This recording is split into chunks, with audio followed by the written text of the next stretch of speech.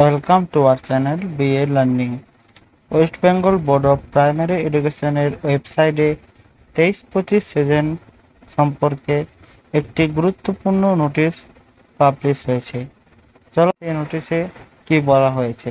It is hereby notified for information all concern that the digitalized registration certificate for the student admitted to 2-year DLED program for the session 2023-2025 in affiliated PTTI institution under the West Bengal Board of Primary Education can be downloaded and on from 21/6/2024 6টা PM onwards to 29/6/2024 12টা PM। অর্থাৎ এখানে পরিষ্কারভাবে লেখা রয়েছে যে 23-25 DEd ব্যাচের স্টুডেন্টদের registration certificate তারা ডাউনলোড করতে পারবে 21/6/2024 সন্ধ্যা 6টা থেকে 29/6/2024 12টা পর্যন্ত। তো এই সার্টিফিকেটগুলি হবে ডিজিটাল সার্টিফিকেট। এখানে দেয়া আছে যে ডিজিটালাইজ রেজিস্ট্রেশন সার্টিফিকেট। তারপর দেখি কি দেয়া আছে। The digitalized registration certificate can be downloaded from the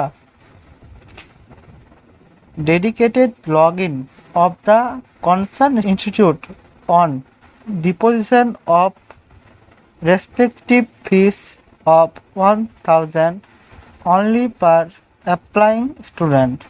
The whole amount thus received from the student should be paid online collectively through respective institute login.